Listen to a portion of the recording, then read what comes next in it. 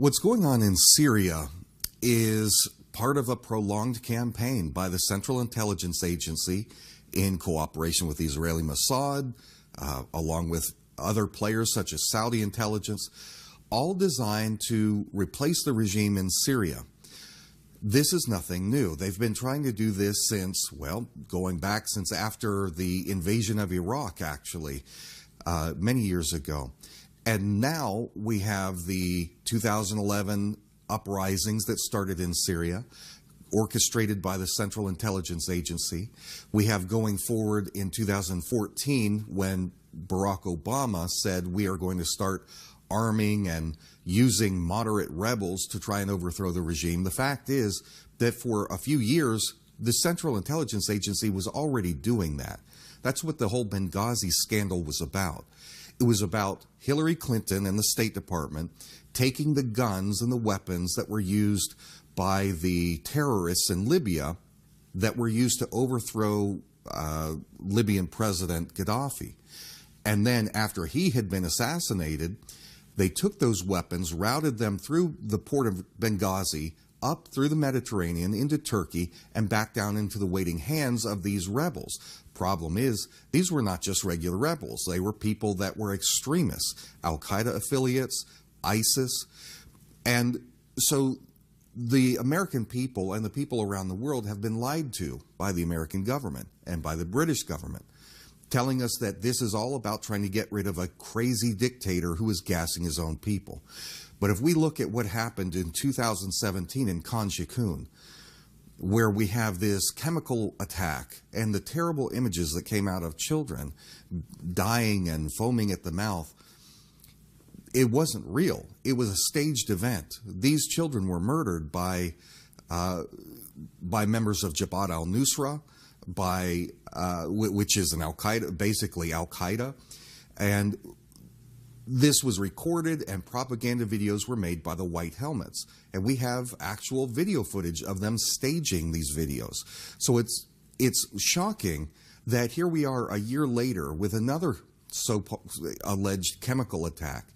And we're meant to just accept this as if it's completely true on its face. But the fact is, over a month before this new chemical attack was said to have taken place, the Jerusalem Post published information from the Syrian army where they said that they had been finding in the area of Ghouta and in Douma actual chemical weapons labs by Jaish al-Islam, the terrorist group that was controlling the area.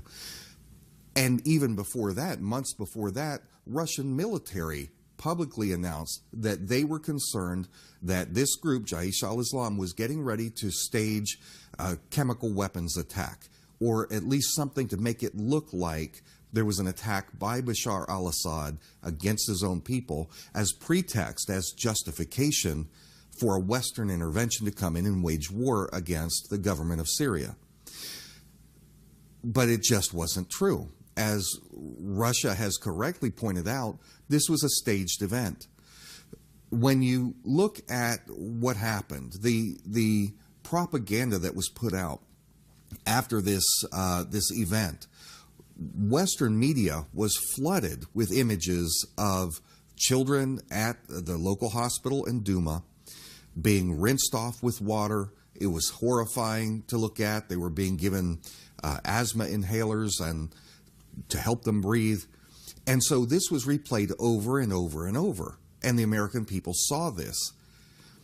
The problem is that President Trump and Prime Minister May and President Macron of France, they all decided that they were going to rush in and start waging war without first verifying what actually happened.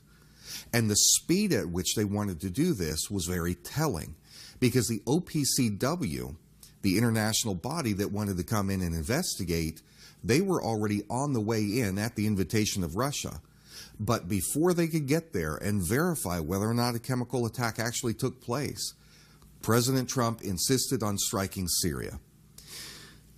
Then and only after that did we start to get some of the additional video footage, such as the evidence of some of the personnel at the hospital, some of the people who actually worked there and are in some of that propaganda footage seen in the background treating victims.